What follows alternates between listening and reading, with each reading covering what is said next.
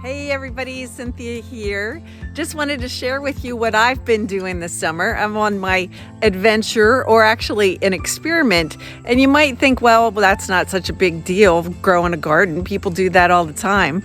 Unfortunately for us, we have a lot of things to overcome because, as you can see, I am out here in the middle of nowhere basically, which is somewhere, Pennsylvania, Little League World Series hometown. So you will see that we have fences around it because we have all kinds of critters. I'm fighting with the bear, the raccoons, the skunks, the squirrels, the chipmunks, the birds, all of those things. But I wanted to share with you how well my garden did. So this experiment actually worked because so far so good. We've been able to keep the critters out of it. Oh, did I mention we have snakes too? As you can see, these are my tomatoes. We've got some that are getting ripe. There's a ton of them in there.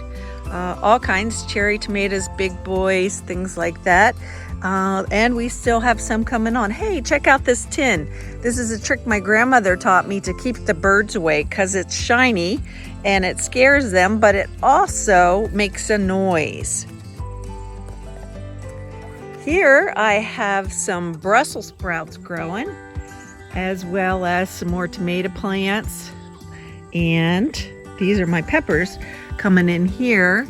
There, if you look close, you can kind of see some growing, and we also have the sweet bell peppers. I have a total of 6 raised beds. Some we put in a little bit late. I'll share what I have in those with you.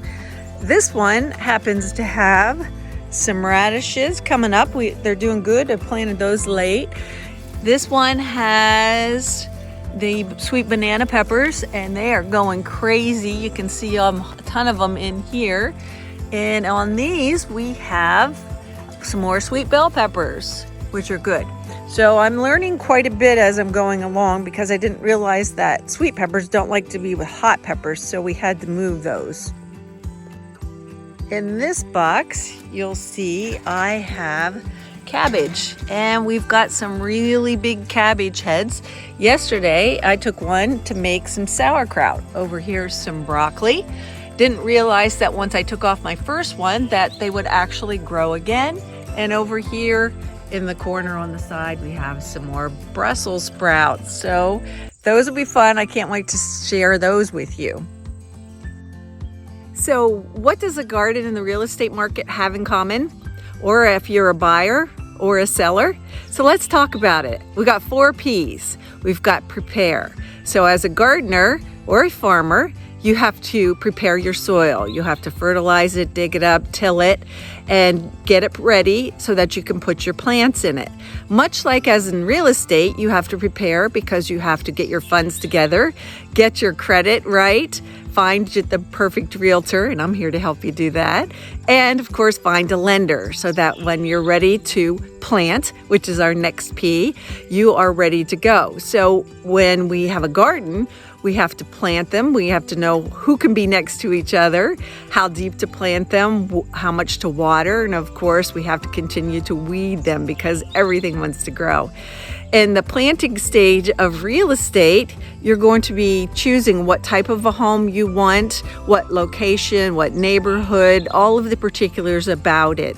And so that you are ready to actually pick when the time comes. You'll be out there in the real estate looking around, checking out houses, maybe doing some open houses with your realtor, seeing what you like or don't like things. And with a garden, you get to pick the fruits of your labor.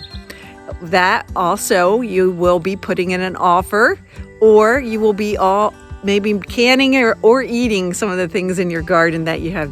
One of the big P's is patience. Much like a garden, it takes a little while for everything to come together, but when it does, the end result is amazing. As you can see, mine is doing really well here, and I'm happy that I get to share it with you. When you are gardening, you know with patience you have no control over the weather or the critters or the weeds. And with real estate, you may run into things like multiple offers, higher interest rates. Maybe you didn't get the house that you wanted, or there's nothing in the neighborhood that you want. So it takes patience, and I'm here to help you through that. If you need any type of information, please reach out. I would love to work with you here or anywhere around the world, because the most important thing that we need to do is to communicate, and I'm willing to do that however it works for you. So looking forward to hearing from you. Look at this beautiful day. I hope you're enjoying yours, and I look forward to chatting with you soon, somewhere maybe around the world.